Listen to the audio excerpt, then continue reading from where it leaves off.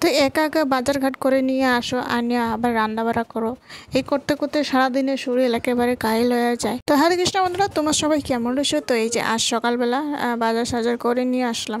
বাজার গিয়েছিলাম সকালবেলা। আজ তো হাট বাজার, আজ গোসাইগাঁও শনিবার মঙ্গলবার করে হাট বাজার হয়। তো এই যে বাজার থেকে সই সবজি নিয়ে এসে, সই সবজিও ছিল না, পনির নিয়ে এনেছিলাম কালে। আজ এই যে সুন্দর করে পনির আলু দিয়ে সুন্দর, এই যে ছোটো ছোটো আলু নিয়ে এনেছিলাম, আলু দিয়ে সুন্দর একটা রসা করবো। তো তোমরা দেখে নাও, আজকে অন্য ধরনের পনিরের সবজিটি করব।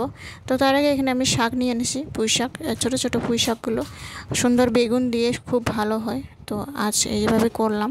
তো এই যে একটু বেগুনগুলো ছোটো ছোটো করে কেটে দিয়েছি, কাঁচা লঙ্কা 3-4টা মতো। তারপরে এই যে সুন্দর করে একটু হলুদ লবণ দিয়ে ভাজাভাজি করে বেগুনটারে প্রথমে, তারপরে এই যে শাকগুলো উপর দিয়ে দিই। সুন্দর বেগুন দিয়ে খুবই ভালো হয়। এইবার প্রথম বানালাম আমি বেগুন দিয়ে।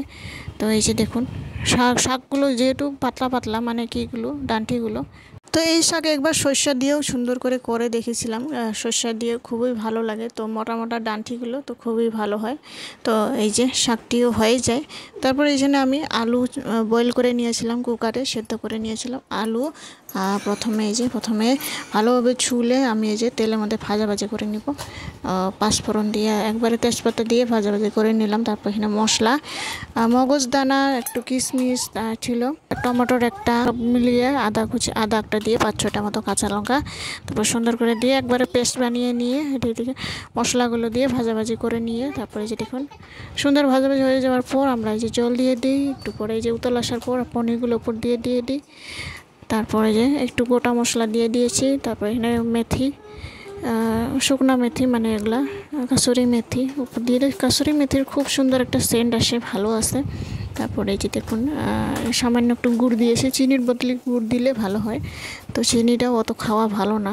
তারপরে এই যে আজকে দুপুরের ভোগ, তো এই যে শাক ভাজি, এদিকে জিলাপি দিয়েছি ভগবানের মিষ্টির জন্য। তারপরে এদিকে আবার পনির ভাজি, আর এদিকে পনির আলু দিয়ে সবজি সুন্দর রসা করেছি। তারপরে এটাকে লেবু দিয়ে অন্য দিয়ে সাথে।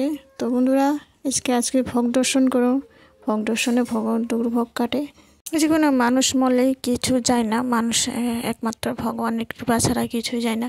সেই সম্পত্তি তো সব পড়ে থাকবে, তো ভগবানের ভক্তি ছাড়া কিছু যায় না। তো এই জীবনে এই কর্মের জগতে কর্মই করতে হয়, ভগবানের জন্য কর্ম করো, তবে যেন জীবনটা মানে একটু সহজ, একটু সরল লাগবে, শান্তি লাগবে। তো আজকের ভিডিওটি কেমন হয়েছে অবশ্যই একটা লাইক, কমেন্ট, শেয়ার, সাবস্ক্রাইব করে জানাবেন।